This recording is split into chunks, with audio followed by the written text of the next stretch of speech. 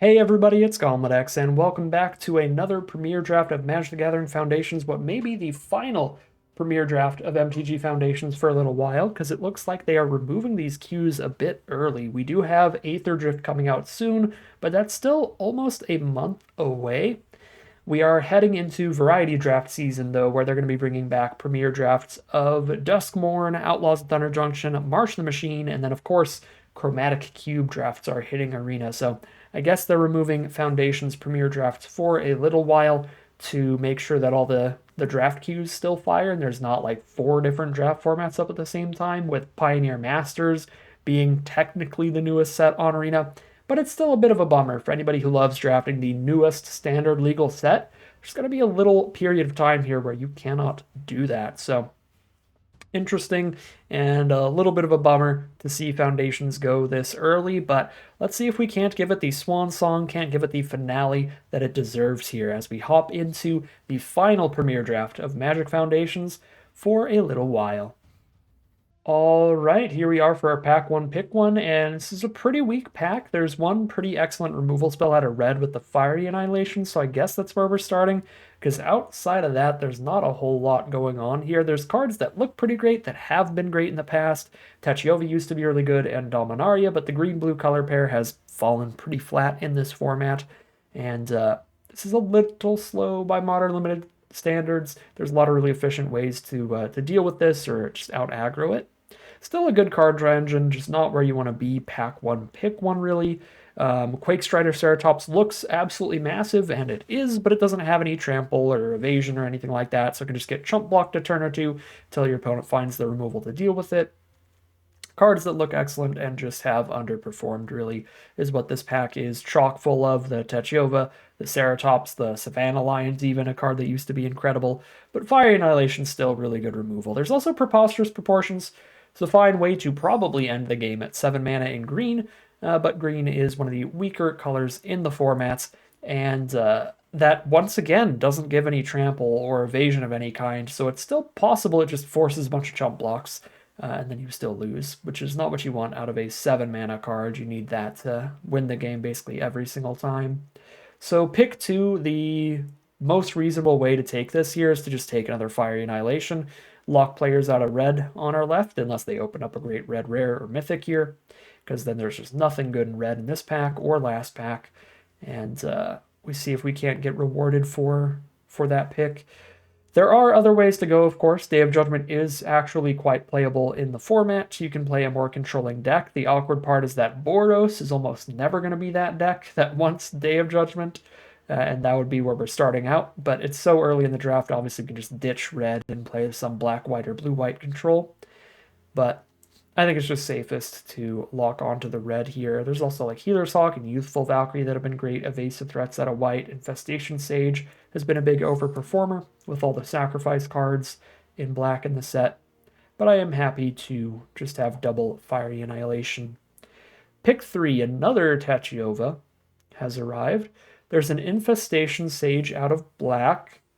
That's probably the highest win rate card in this pack, and it's very innocuous and not the greatest in every black deck, but it's pretty solid in most of them. All the really good cards at sacrificing creatures are black cards in the first place, so it doesn't matter too much what your second color is.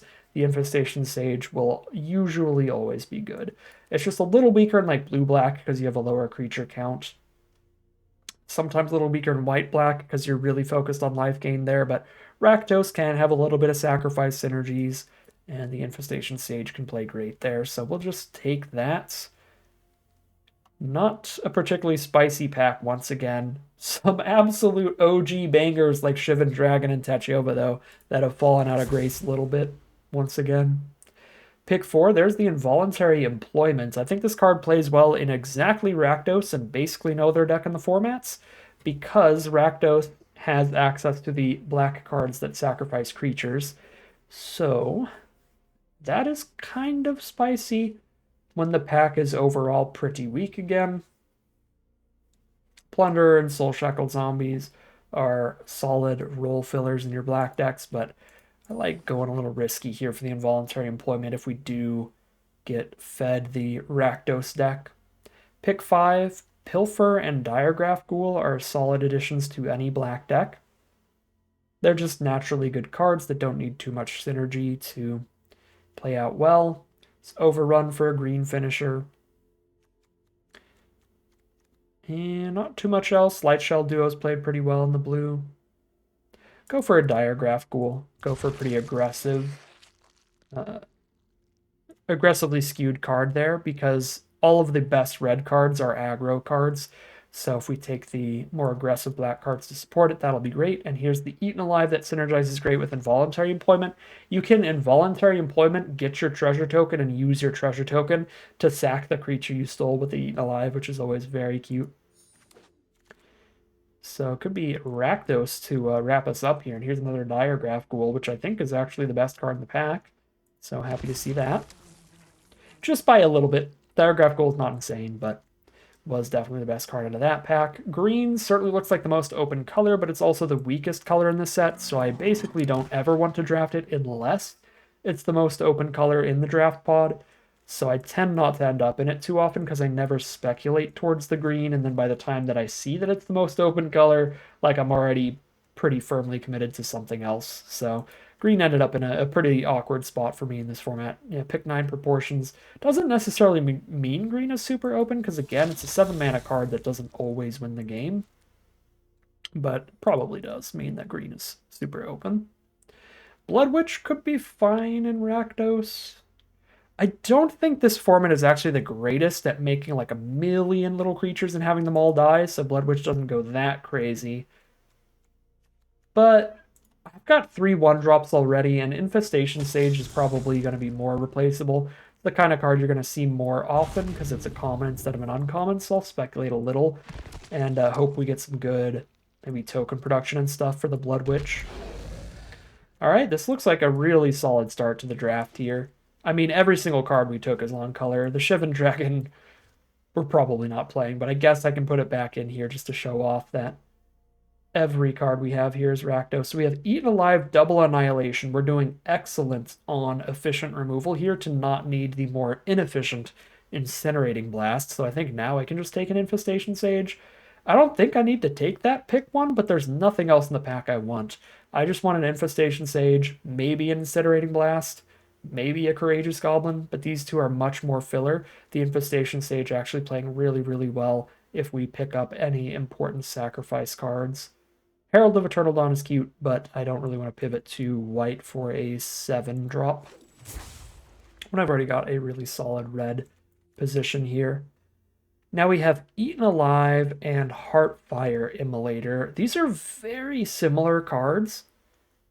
They're kind of both removal spells, because Heartfire Immolator, we're just going to sacrifice itself to shoot something else a lot, but we actually get some damage in with the Immolator first, and I need more good, cheap, aggressive creatures. So I'm pretty happy to take Immolator here. The other thing that's nice about this is we did get an Eaten Alive like pick 6 last pack, I believe. So it's unlikely but possible that we will this Eaten Alive. Pick 8. I guess it would be pick 10. Yeah, pick 10 probably not. But I was going to say anyone who's in blue-black will 100% take the Dreadwing Scavenger over Eaten Alive. This is one of the mythic uncommons in the format. It's super, super good in the Dimir decks. But I still think it is a tiny, tiny bit more likely that we will an Eaten Alive than Heartfire Immolator. Again, based on the fact that we got a pick 6 Eaten Alive in pack 1. Here's a Burglar Rat. This is an excellent little value play because you make your opponent discard a card the second this hits the board, and then if you get any value out of the 1/1 body, then you're a little bit ahead. So if you have anything that makes you want to sack it, like an Eaten Alive, that's pretty good. We really want the Hungry Ghouls for this deck. We have so many good ways to work with sacrifice cards that we need more ways to sacrifice stuff than just our 1 copy of Eaten Alive, but we'll see. Gorehorn Raider is also very solid, but bigger fan of the Burglar Rat at 2 mana. Very slight edge to that card. This is a massive, massive edge to Burst Lightning here. Flexible instant speed removal. It's 2 damage or 4 damage, depending on when you need it.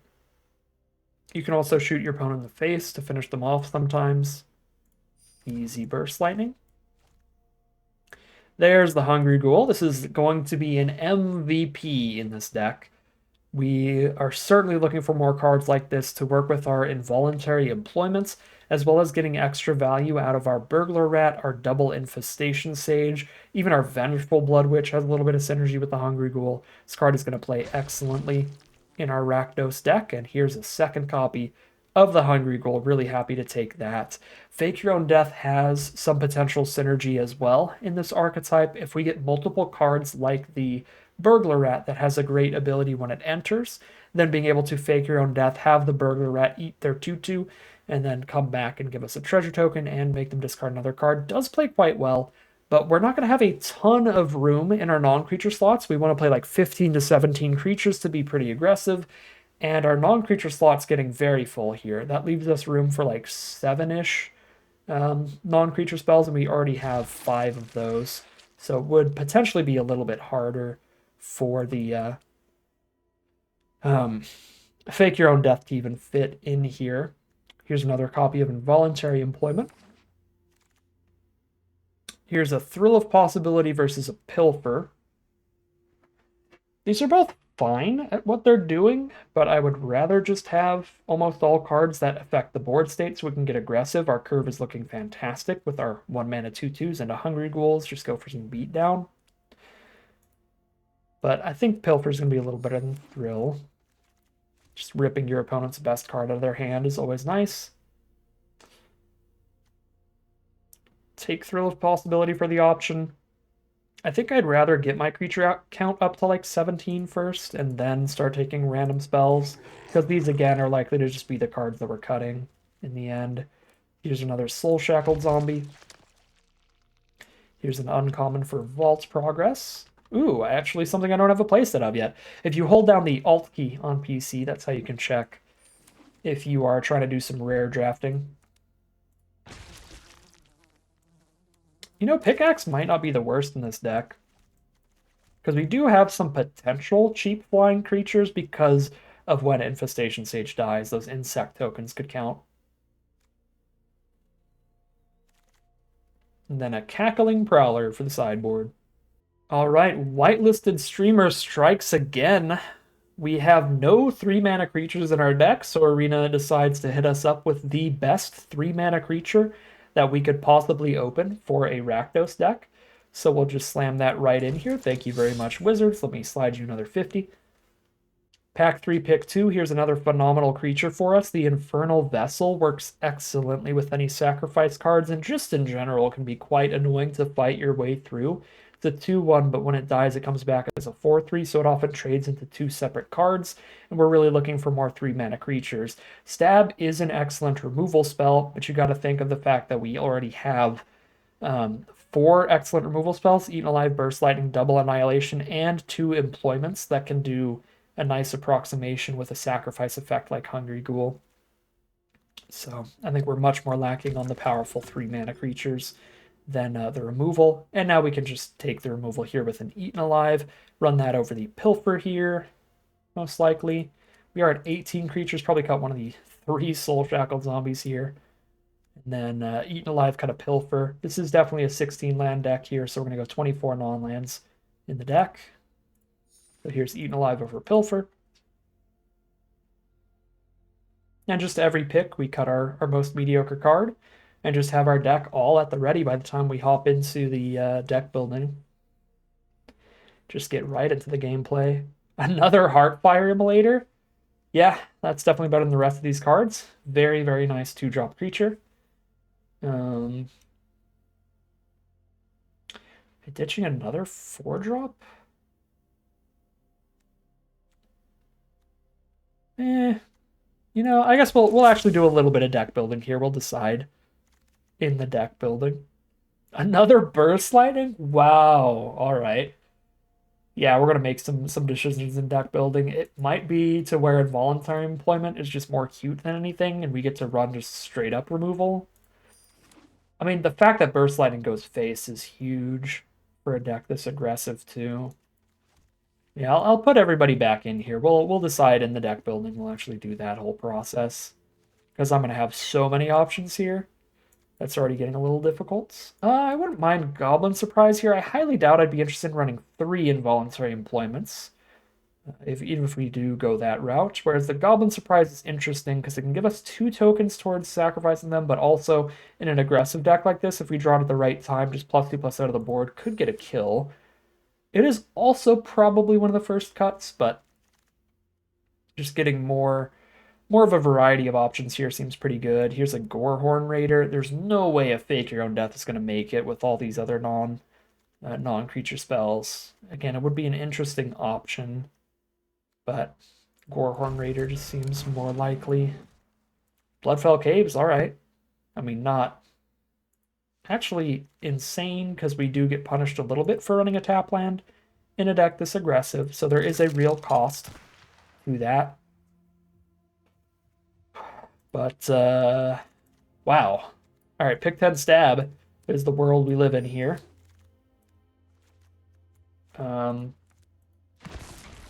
Yeah, I might have been a little too excited very early, locking on Rakdos that early, but by the end of this draft pod, like, clearly the deck we're supposed to be in with these wheels. We get to cut like 11 or 12 cards here. It's going to be a phenomenal deck to wrap up this format. We get that involuntary employment last pick anyway. We can run 3 copies if we really want. All right, so let's just start this off by getting to that 15, 17 creature count. We're at 23 right now, so cut at least 6 creatures. Probably just 6 creatures, I'm fine running a really creature-heavy deck. Got like Sanguine Siphoner, most mediocre 2-drop. It's good for like a life gain deck, but otherwise not. Courageous Goblin also super filler here. We're not going to have a lot of creatures with power 4 or greater. So it's just a 2-mana 2/2 a lot of the time. I guess I could run a million copies of Soul Shackled Zombie to go with that if I really want, but I'm going to cut a few of these for sure. And then the Vengeful Blood Witch I'm also not the most excited about. This seems like a fine deck for it, but the body is just so small by itself. You've got to draw it with a lot of other stuff going on, a lot of other action. I'm not going to put that in the immediate cuts. Here's the maybe or probably cut, and here's the immediate definite cuts, like throw Shivan Dragon over there. Sadly, it's fallen from grace. Gutless Plunder is pretty filler at 3 mana. Goblin Surprise pretty filler at 3 mana. This has some potential synergy. Maybe we get a random kill off of +2/+0, and the 2 1/1s have a little bit more power than they do in other decks since we have Hungry Ghouls and Eaten Alives for them, but I'm still not pumped about it for sure. Whereas I am pretty pumped about pretty much the rest of our creatures, except maybe like the Diregraph Ghouls just as 2/2s. But that's not really to say that Diregraph Ghouls are horrible, it's just that the rest of our creatures look so good here. I almost want like a third. Definitely cut, probably cut, maybe cut. We'll do that. I think I probably want to cut a couple of these zombies.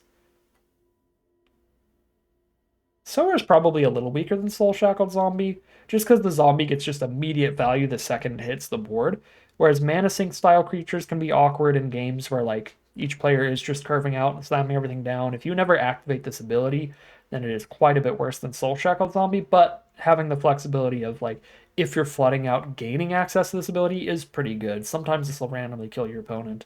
If they have like 3 blockers out and you top deck this, it's like, all right, well, if you're flooding out in the late game, can't block, swing 4.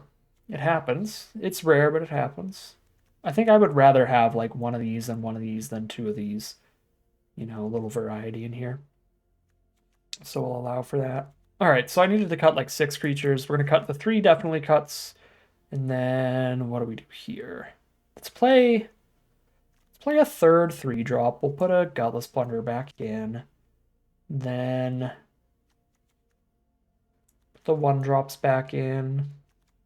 It's a pretty great curve. I think for curve purposes though, cool with another 2. And then, yeah, cut Goblin Surprise and some of these Soul Shackled Zombies. Still 18 creatures? Oh no. Alright, 17 would be playing the 1 zombie, which is the 1/1. 1 Sower and 1 Soul Shackled Zombie. That seems fine. This looks like an excellent curve of creatures. It's nice and aggressive as well. So now we are also going to cut a land. We're pretty aggressive. Our curve tops off at 5. It's got tons to do at 1, 2, 3 mana here, especially with all of the removal spells being potentially that cheap as well.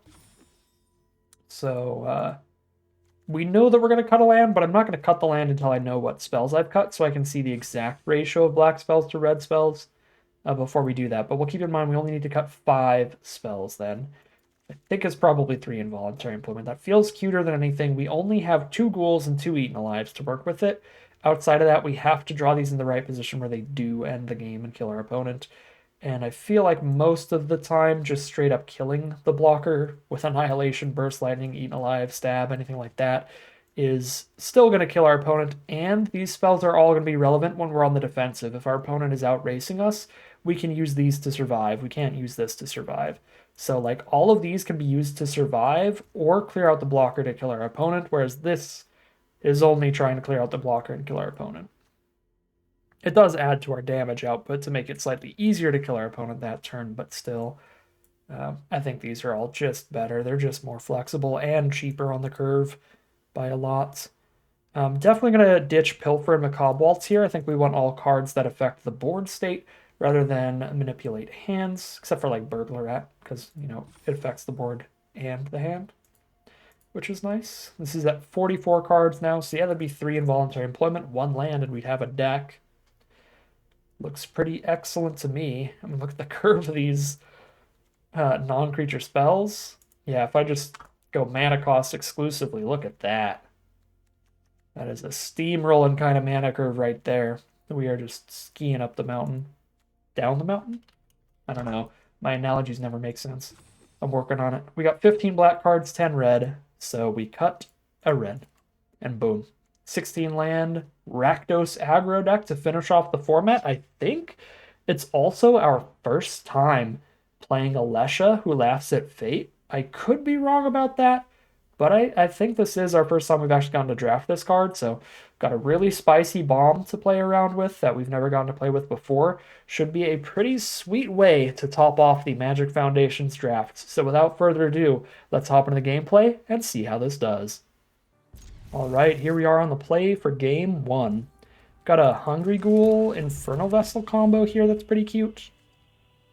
We're also definitely going to get the raid trigger on the Plunderer to set up our draws for whatever we're interested in. Which might be another mountain here, actually. So I could cast and sack the Immolator in the same turn if that ends up being relevant. Playing against Black-White, there's their own Hungry Ghoul. Alright, let's just happily stab that before they have anything to sack for it.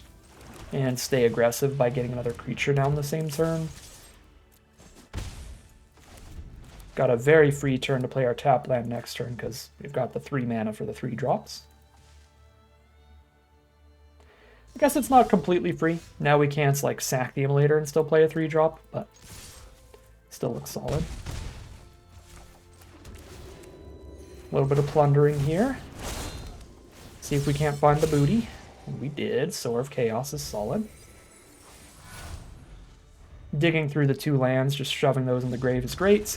And our opponent had a pretty rough hand there. They kept a 2-lander and just did not draw lands when we had a really aggressive curve out to kind of punish them for that. They needed some immediate blockers there to stop the bleeding and just could not get there. So we are 1-0 heading into game 2. Game 2. A little high on mana, but I'll keep it here. Definitely some flood potential. But excellent interaction, plus the Burglar Rat, sort of basically putting our opponent on a mulligan. Actually, I could have played around a stab here. That might have been decent. We see an open swamp from our opponent, maybe leading with the Burglar Rat, which they're never going to stab, and then responding with the Hungry Ghoul the next turn would be reasonable. That way our Hungry Ghoul doesn't get stabbed, because if they try to stab it once the Burglar Rat's on the board, we just make it a 3/3 and it survives that -2/2. I'm not going to immediately put all my eggs in one basket, especially when I have a stab that I get to hold up here. If I end up like sacking this Burglar Rat through the Hungry Ghoul, and then they just play like 1 Eaten Alive style removal spell on it, that's certainly worse than if I just let the rat stick around as a 1/1, obviously. Huh. I guess I keep the Eaten alive here. When I see Golgari from our opponent, like, we don't know how big their creatures can get. They can get more than 5 toughness, as you can see with the Apothecary Stomper here. So having a removal spell that goes a little higher than 5 damage could be relevant. It is not yet. For now, 5 damage easily clears out the Wardens of the Cycle. Gets the whole team in again, puts them to 10 life. They're on a 2-turn clock. We're dealing 5 damage a turn to the 10 life opponent with 2 removal spells in hand. 5-drop is another Wardens of the Cycle, so here comes the Eaten Alive. It looks like we definitely could have kept the Fire Annihilation instead of the Eaten Alive, and it still would have played quite well. I could Infernal Vessel and then like sack that to the Eaten Alive and get a 4-3 here, but I would rather save that sack for when we might really need it. So I'm already presenting lethal turn over turn. And there is a board wipe in the set that would play pretty poorly against. It's 5 mana, each player sacrifices 13 creatures. So this way we've got something to try to get our last few points of damage in case of a board wipe. Maybe the play was actually sack the Burglar Rat to the Eaten Alive and play the Vessel. That way, if they do have the board wipe, this comes back as a 4-3, so we still have a scary board to attack them with. And if they don't have the board wipe, then we are still applying a little more pressure to the board. I could actually see a pretty good argument for that. Eaten Alive, sack Burglar Rat, cast Infernal Vessel. There's Bacon to a Pie, that's pretty huge here. Kill our bestest creature. And gain 3, potentially.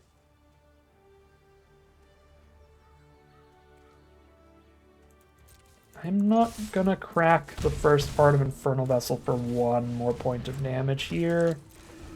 Hold on to it. I actually should have played this land, probably. Every time my opponent's on black, I like instinctually playing around Burglar Rat. And just holding an extra card in hand, but here it could actually matter. Like, I might want to sacrifice 2 things to the Hungry Ghoul and cast Stab. So it could be wrong. This looks like we probably win.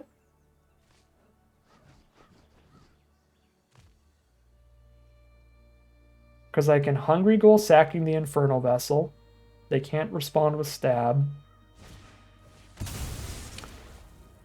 Oh, well that works really badly for our opponent. I think they just didn't know how that interaction works. Or maybe they didn't know that Hungry Ghoul is instant speed.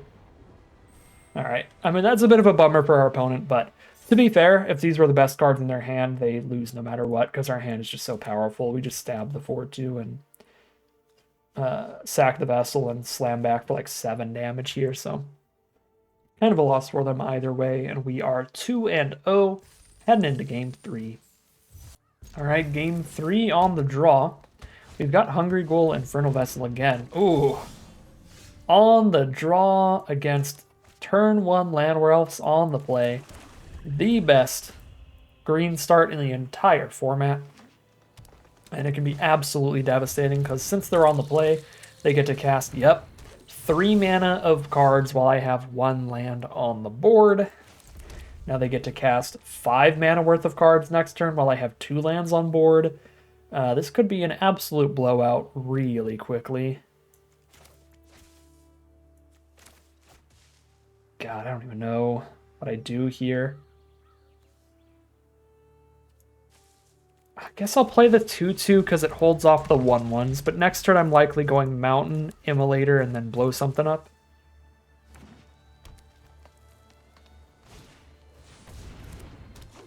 Beastkin Ranger, the Wary Thespian triggers the Beastkin Ranger to get the Horn Beetle up to 3/3 stats to be out of reach of Immolator. This game might have been winnable on the play, because on the play we get to kill the Horn Beetle before it gets any bigger, but this looks like just a straight up unbeatable start from our opponent. We'll have to see. I think I just need the Death Toucher now to trade into the Horn Beetle. So, like, we can trade into Hornbeetle and Thespian, take 5 this turn, go to 12. No creatures left on board, but plenty of cards in hand against just a couple. It's our best bet here. Obviously, losing out on the Hungry Ghoul sacks in the future is going to be a little rough. Maybe we actually kill the Trampler here? No, Hornbeetle can just get bigger and bigger and bigger. With one sacrifice, Hungry Ghoul is big enough to kill the 3/3 Trampler. So it is tempting to hold off on it. I really need to hit land 4 though, so I can go Vessel and then Ghoul. It's risky, but with such a blowout curve from our opponent, we kind of have to get lucky at this point. Jesus Christ! The Elvish Regrower for the Nessian Hornbeetle as well. Talk about a magical Christmas land. Beginning of your end step, if you attacked, return a creature with mana value less than or equal to Alesha's power. Well, I don't have one. I need a 2-drop creature engrave for Alesha's ability. So I guess Immolator can block Regrower and kill Thespian in the same turn, or block Regrower. I can't kill Hornbeetle and block at the same time. Because I'd have to kill Hornbeetle before they declare attacks. God, I just don't... I don't think there's any way out of this for any deck that doesn't have a board wipe. They brought their mono-green constructed deck to the draft.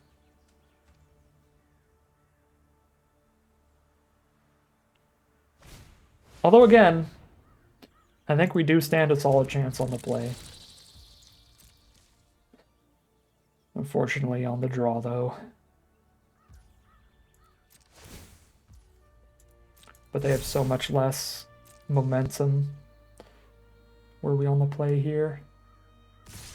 With all this nonsense?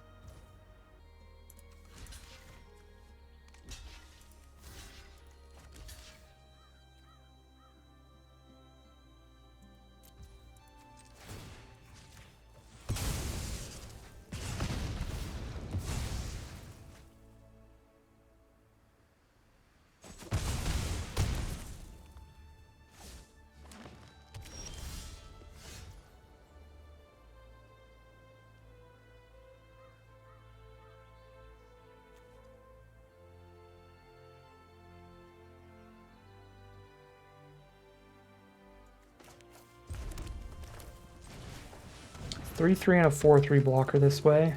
It's the best blocks we can set up. That can trade into Regrower and Hornbeetle. But we go to 2.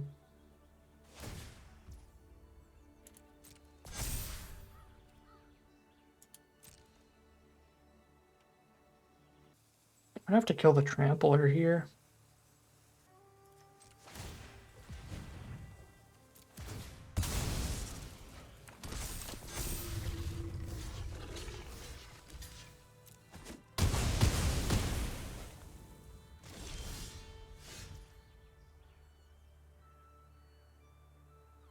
Can't cast that. Here's the trade for Regrower. Take 1, go to 1.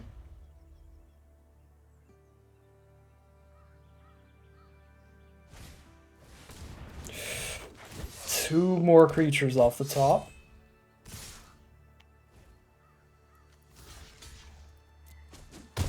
I need a black source. Oh, God. Really?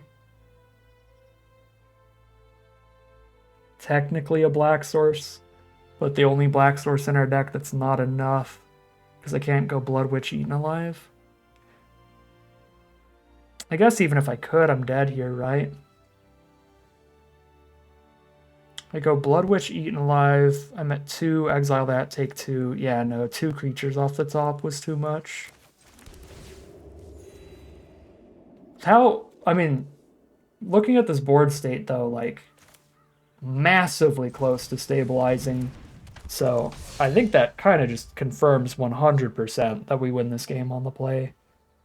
These 3 more cards, we definitely have the time to actually get to casting these, and then these pull us ahead on board. get us winning the game from there, especially once the Blood Witch starts giving us more breathing room.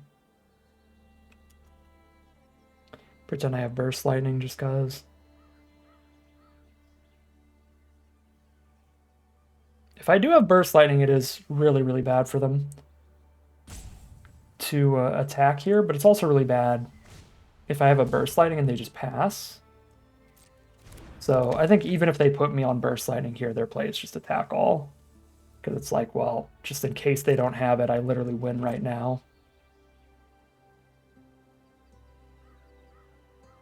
If they do have it, it's a bad spot for me either way. Might have put some fear in them. We got an extra turn for nothing. We got an extra turn for nothing. That's what it's all about. All right. Whenever a Lesh attacks, put a counter on it. Beginning of your end step. If you attacked, return a creature. I can attack with the Lesha, but they can mild-mannered Librarian.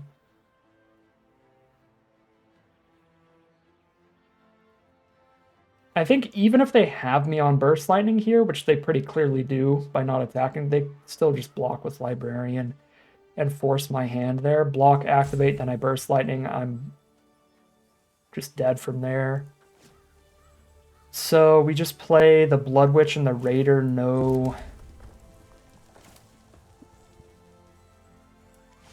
raid this turn. It's really sad to not get the raid on Strongbox Raider.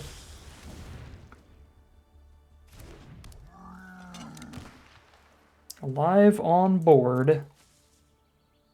But I go to 1 life if they attack with everybody, and there's a lot they could draw into. They've also only drawn 4 forests all game, potentially. They gotta be sandbagging some amount of lands in hand. Oh, no, they genuinely only drew 4 forests all game? But they just still couldn't get to the 6-drop there? That's rough. Well, thanks to Blood Witch, I'm not dead on board. I would be otherwise. Okay. I mean, I lose now because I had to do these things without the raid triggers.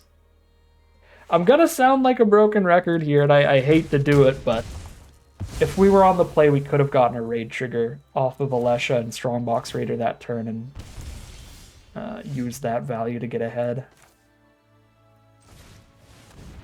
There's somewhere one of these turns that we get slightly ahead on the play.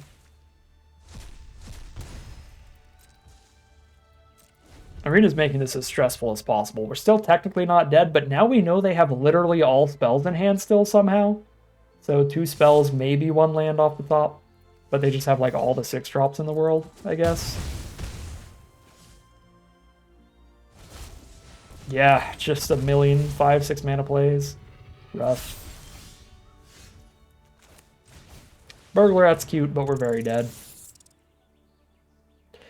Well, on the... Oh! I take back everything I said. We lose this game no matter what. Play or draw. I think I did everything in my power, though. I got like 2 or 3 extra turns that were completely undeserved. We were super, super dead on board, but by bluffing a Burst Lightning there, holding that full control mode on Arena, that 1 extra turn they gave us ended up actually giving us like 3 more turns to maybe draw something insane. I don't think our deck has anything that insane to get out of that, though. We certainly don't have a Sire of 7 deaths. We are 2-1? Or 1-1 right now. I'm not sure. I didn't even look at the record. But we're in game 3 or 4 or something. That was a wild one, though. All right, Burglar Rat into Alesha. If we can chump block with Burglar Rat, then this will be pretty awesome. Well, no, not chump block, chump attack, because we need to get the raid trigger. But chump attack into Alesha is like a really disgusting line with the Burglar Rat, because you chump attack, they kill it, now it's in your grave for Alesha to pick up with the raid trigger. Filthy. All right. We are on the draw for this game. No turn 1 Landwealths this time, at least. But they need quite a few other insane cards to match our last opponent with that start. Turn 2 Landwealths, still pretty solid.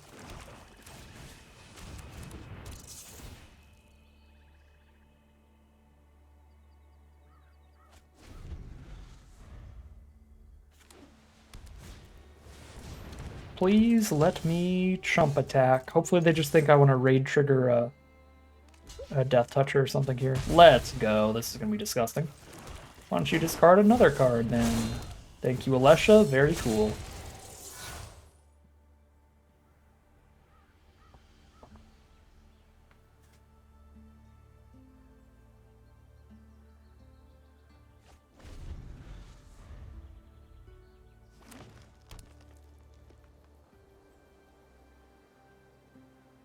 Now Burglar is basically a 1/1 unblockable. Until they kill Alesha. So if they ever block it, it just comes back and makes them discard another card. Which is super gross. There's Wildwood Scourge as a 1/1. Holding up the mana to just activate Squad Rallier then? Interesting. Well, Strongbox Raider is a solid draw here.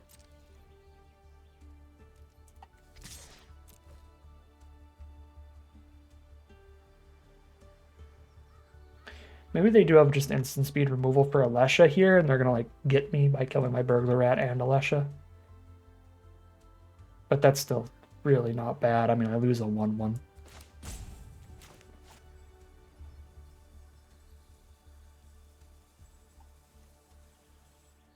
No, not to say that removing Alesha is not bad for me, just that the removing the Burglar Rat in addition, like, that part doesn't matter.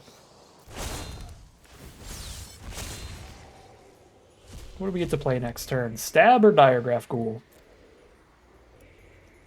They're both very equivalent right now. I'm just going to go for the Stab because it has an immediate impact on the board, clearing out a blocker, whereas the Diregraph Ghoul, we got to wait till the Summoning Sickness is out of here. And especially if they find Giada off Squad Rallier, we can just stab Giada now. And that is really good impact if they don't have the combat trick. And if they do, then Stab got rid of a combat trick, which is still good.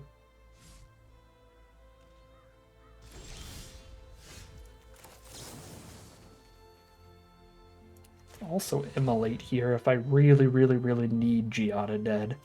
I can cast Immolator first, then Stab, get the Prowess trigger, and know I can Prowess, but I'd rather play a 4-drop than Immolator if I don't need to do that, and it looks like I don't need to do that.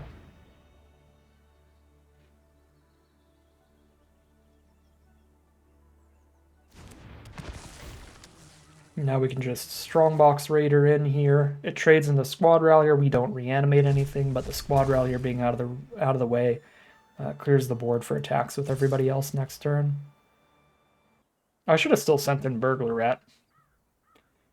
I don't need to chump block with this thing. They're just not going to declare any attacks at me in the first place. Make your move, blow up the Raider, sure. Ooh, hello, Vivian. You're a problem. Draw a creature every single turn, and once they get to 8, just win the game. Their whole board has +2/+2 Vigilance, Trample, Indestructible. Burglar Rat, Alesha is pretty good anti-Vivian tech. We just keep attacking Vivian with the Burglar Rat, and that'll chip away at her for 1 a turn to stop them from ever ultimating. But that's still going to give them a lot of card draw here.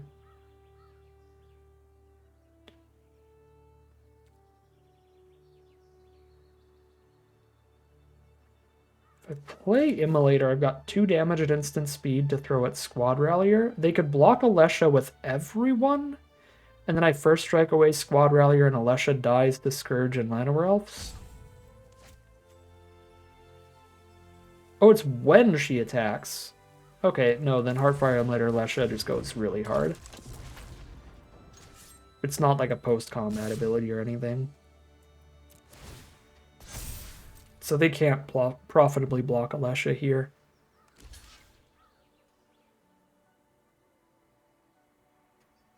I am not sure they read Heartfire Immolator here, which is very good for us. Pretty rough for them.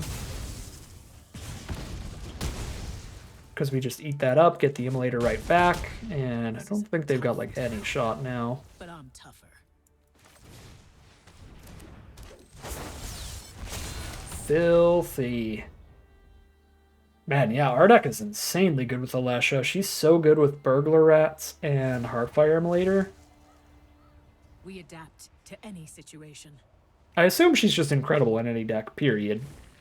But those are particularly spicy things that we managed to pull off.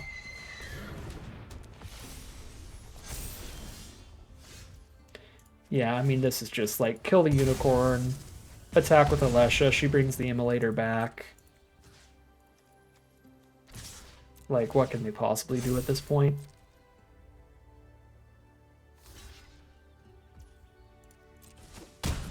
Okay, now it's my turn.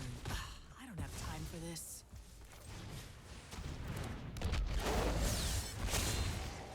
I could bring Strongbox Raider back at this point? Jesus. What an absolutely absurd card.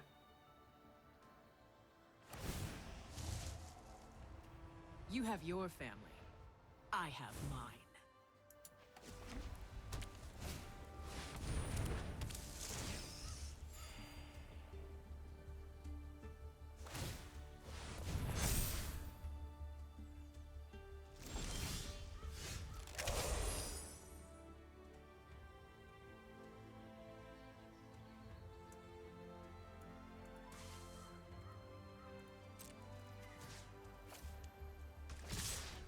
Just Burst Lightning Vivian at this point.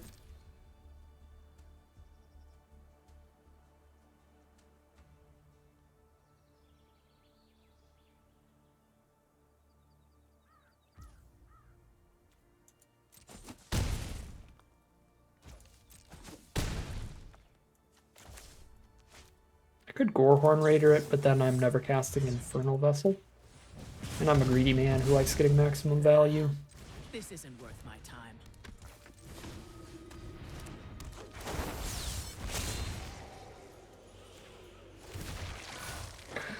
Lord.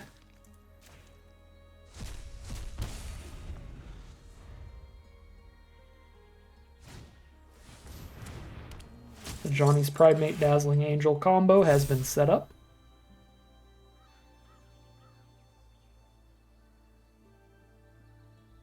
But I think if I just attack with everyone, they're dead here. I can shut off one blocker. They block my 6/6 and my 5/2, take 4, 5, 6, 7, 8, 9, 10, 11, 12. Yeah, they're so dead.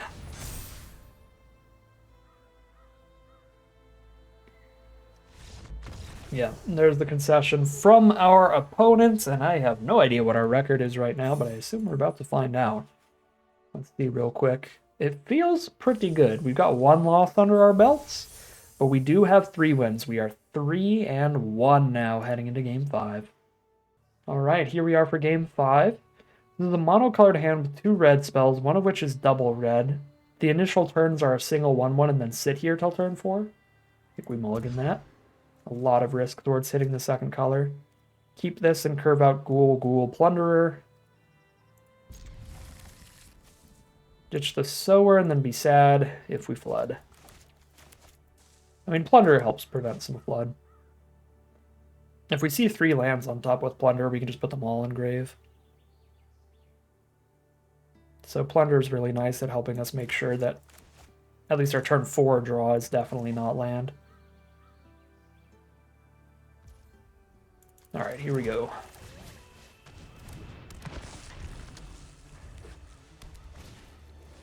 Turn 1 Healer's Hawk, that is going to help them stem the bleeding quite well. Make this initial aggressive start not quite as terrifying. We're going to have 4 2/2s on the board on turn 3 at this rate. No, wait, no, we're not. This is 3 mana, this is 1 mana. Why did I get the ghouls mixed up? I got excited about double spelling with Diagraph Ghoul, but that's not going to happen. Alright, Helpful Hunter. Not big enough to matter on blocks, but has that great enter effect there.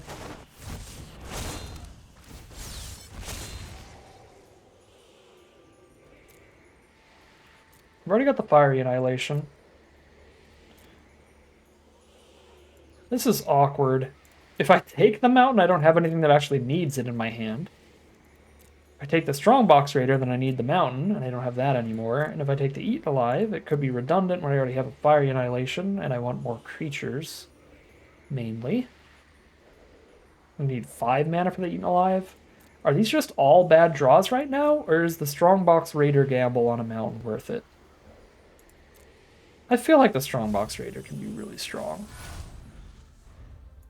It's in the name, come on. We will simply find the mountain soon. Just gotta believe.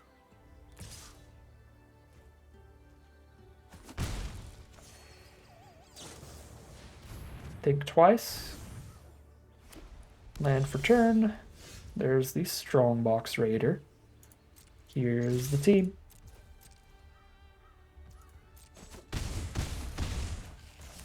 Diagraph buddy.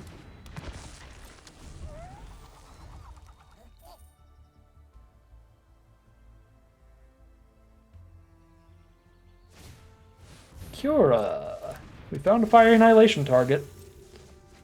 Cura is such a great spell, because obviously if they get to Threshold, she's insane getting that A-Day. But even if they don't get to Threshold, just ETB, draw 2, discard 2, really good value. Draw 2, discard 2, and trade into a 2-2.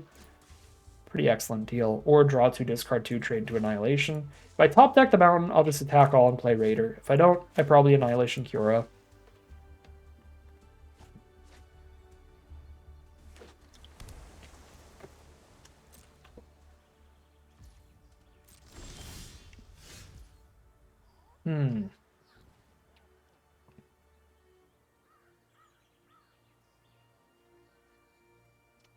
Yeah, no, I mean, they kill Hungry Ghoul and take 6. That has got to be worth it. They go to 4 here.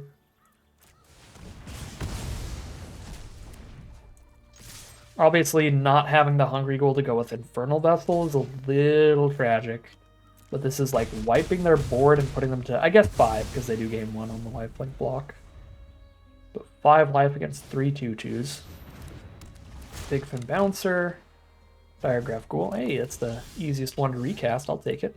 Goodbye, Gutless Plunderer. Hello, Strongbox Raider. They're down to 3. I could go wide instead of tall. This also draws me another card. I know I can draw the card off it next turn. I don't think there's anything they could play except maybe Day of Judgment. Even that I would get to attack next turn. Yeah, I should be able to get a raid trigger next turn, and we're more likely to kill them off of 3 2/2s than a 2/2 and a 5/2. If I go 2/2, 5/2, they just play 1 removal spell on the 5/2, and it's like, alright.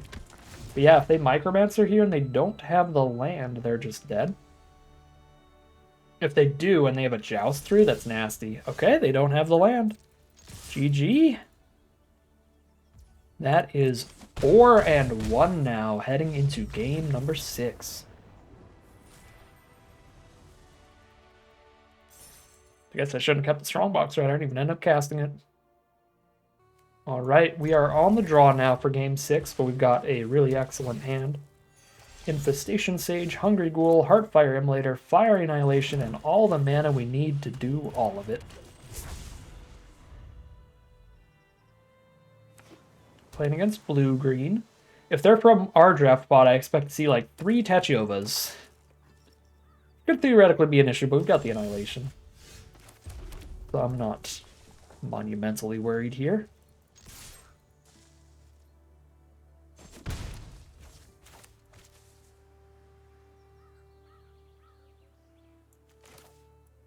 I think I'd be slightly more annoyed if Heartfire Immolator gets Essence Scattered than if Hungry Ghoul does, so I'm going to lead with Hungry Ghoul against open double blue.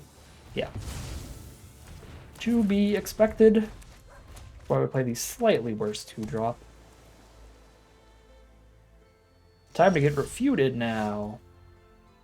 Really have no other line to get through this refute.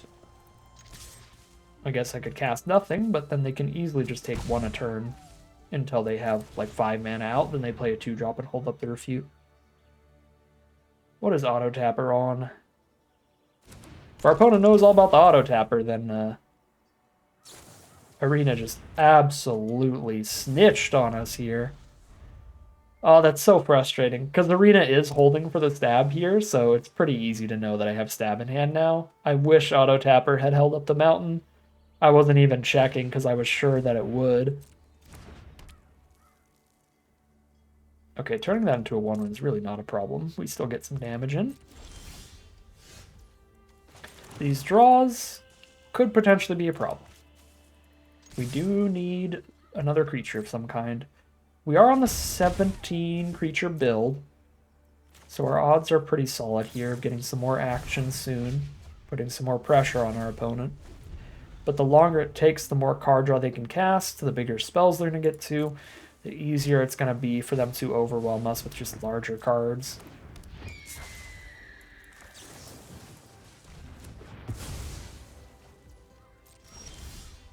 Okay, Gutless Plunder is a fantastic draw, because it leads right into the next creature. Or Burst Lightning. I don't think I want a creature badly enough to skip out on a Burst Lightning. We are at the point where that's 4 damage to any target.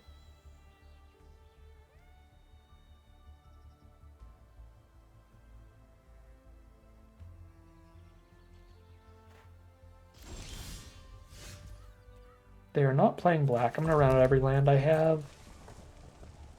I could be misremembering, but I don't think we have anything where we can discard a card to draw a card or anything like that.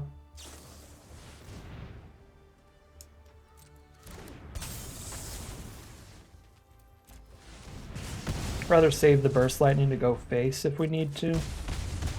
That could be wrong. Because Annihilation is 5 damage to a creature instead of 4 damage to a creature, so it can kill a little bit more than what Burst Lightning can kill. Can't kill an Archmage of Runes, though. Can't kill an Archmage of Runes. Well, I could cast 2 copies on the Archmage. Or 2 copies on their face. For 8 damage total. I only need to do 3 more damage to them if I Burst Lightning face twice. And we can deal the 3 damage right now because they're not going to want to block the Death Toucher.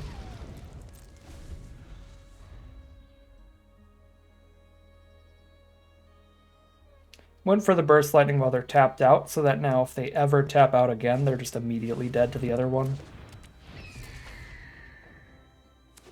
That is close enough to tapped out. Okay, that's literally tapped out. Alright, we got it. I was going to say, it's close enough to tapped out, so where the only way they could counter it now is a really bad uncommon counter spell. It's 1 blue mana, counter a non-creature, and you get like 2 treasures. Basically, nobody runs that card. Alright. Huge MVP to the Burst Lightnings that game, showing off how great it is sometimes to just be able to shoot your opponent in the face for 4. We are now 5-1 heading into Game 7. All right, here we are on the play for Game 7. It's a mono black hand with just 1/1s. 1/1s and removal. I mean, only 1 uncastable card? Like, if I mull to 6, would I keep this? I would go mull to 6, ditch a Burst Lightning, keep, probably. It's so weird, though. I think because I would keep this on a mulligan, I'm just going to keep it now. Pretend we mulled to 6 and this is the hand we got. Well, there's the immediates. Mountain. I would rather stab the Llanowar than Burst Lightning it, though. I don't think there's any world in which they trade here, but just in case our opponent wants to play really strangely, we'll give them that option.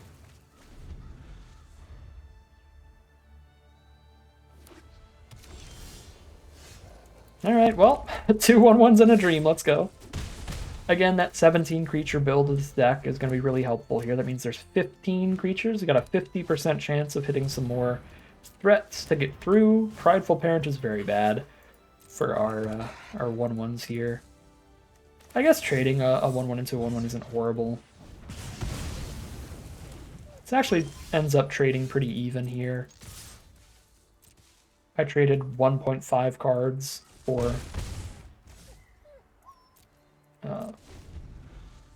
well, Yeah, I guess 1.5 card for half of theirs. I guess it's actually a kind of bad trade. No, not double Prideful Parent. That's so bad. Now I have to Fiery Annihilation this one. So I've got the shot of getting the Strongbox Raider raid trigger here. I mean, just turning one of these into a 1/1 flyer still gives me the raid trigger. It's still worth it. Yeah, let's not. Annihilation the Parent. Okay, I'm hitting my creatures now, but I do need the mana to cast them. So we're no longer vibing.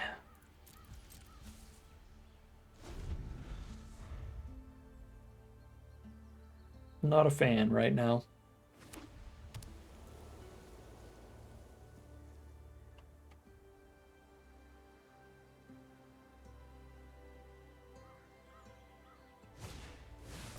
All right, wonderful.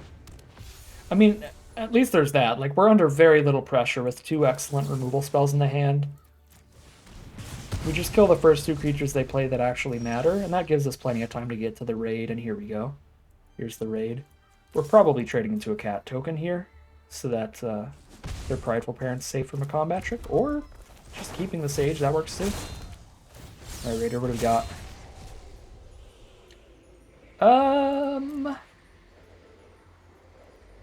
I'm gonna take the Heartfire Immolator here. I could take the land, so I know I can play Gorehorn Raider, but I would like to have more cards over time, more non-land spells. We can wait on Gorehorn Raider. Sure, goodbye Strongbox Raider. That's actually a pretty solid trade for me, I think, because Gorehorn or Strongbox Raider was already pretty bad on board. It definitely couldn't attack into the 2/1/1s or the 2/2 Prideful Parent. Need to play the Immolator this turn, so we'll just run it out. Pass, getting ready to Gorehorn Raider away a Prideful Parent next turn.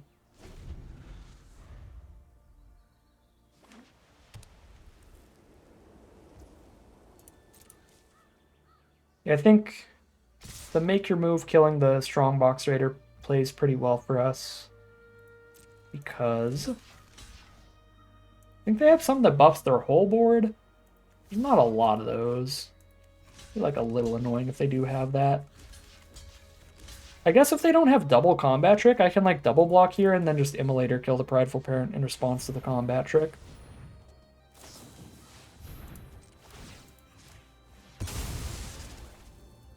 Is it double combat trick in hand? Even then, we're still in a fine spot because I still have my 2/1/1 flyers. Sure. Yeah, this is fine. We're still alive. I still have 2/1/1 flyers. I attack with one of those and I get to Gorehorn Raider away a Prideful Parent. They are completely out of cards. And we're going to be ahead on board a decent bit here. Actually, we're going to be enough ahead on board. I'm going to attack with both the flyers because I have a 4/4 blocker. Completely lost my train of thought earlier. I think I was still talking about make your move or something. But apologies on that. I cannot recall at all what I was trying to say. Anthem of Champions is solid, making it so Gorehorn Raider doesn't get attacks here unless it trades into both the cats. I think I'm happy to just get that, get those blockers out of the way here. Because I'm going to play Gutless Plunderer now. Multiple other creatures to attack with on the ground. We also drain them for 1 when that dies. I don't want any of those.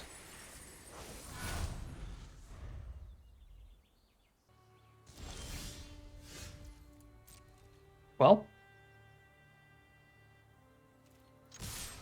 Feels like we've got it on lock. Because we just kill any blockers they ever play.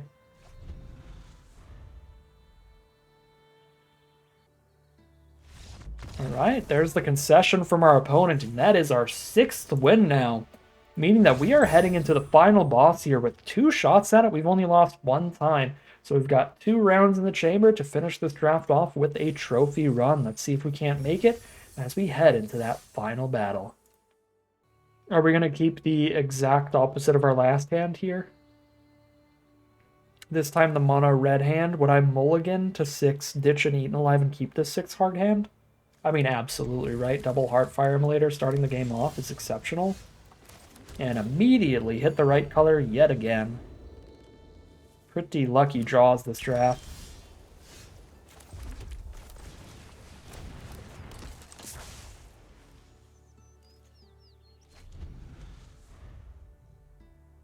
Seems like they're playing in full control mode with the times that they were stopping there, like a stop on their own upkeep and stuff like that. They had like full control mode on for a turn, weirdly. Okay, Diagraph Ghoul is also an exceptional draw. It makes our curve wonderful here. Getting 2 more 2/2s this turn. Normally you're pretty unhappy to draw the 1-drop on a future turn, especially when it's something like Llanowar Elves, but you draw it on like turn 3 when you're playing a 2-drop, you still get to make use of all the mana, and it actually helps out quite a bit. Still pretty excellent.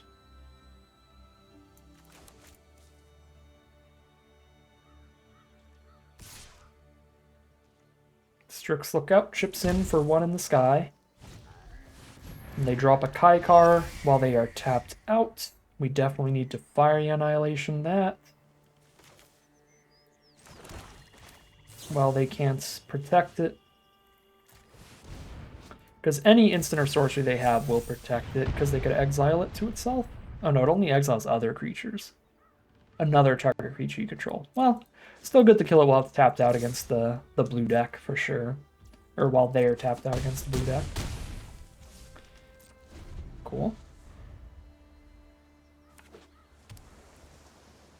I could see a teeny tiny argument for immolating the Lookout to stop them from potentially doing any digging, drawing and discarding, trying to find whatever they need, but I don't think it's worth it. It's probably better to just keep the power on the board to end the game faster. Whew. This deck is absurd. Now I've got a backup Eaten Alive still, while getting all this damage in this turn. When in doubt, curve them out.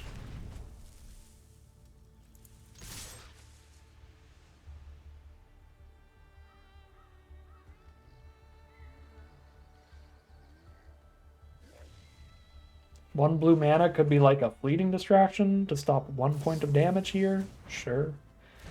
It does stop 2 damage against Diagraph Ghoul, because now their 1/2 can block it. That's about as well as it could have played. There's Dazzling Angel. There's another Strix Lookout. Clear out the only blocker that does much. They can double block Diagraph Ghoul, but then they would take 6 and die, so they have to go Chump Chump.